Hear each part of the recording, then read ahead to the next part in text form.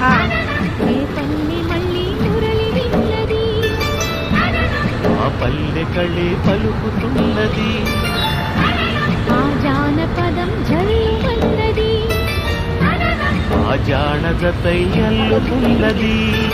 పగలి పువ్వు మహారాజుకి మొదటి కానుక, ఎదను పరిచి వేసేయన ప్రణయ వేదిక. మల్లె నవ్వు మారాణి గొల్ల గోపిక, మూగ మనసు వింటున్నది మురళి గీతిక. ఏ పల్లె మళ్ళీ మురళి విన్నది, ఆ పల్లె కళే పలుకుతున్నది.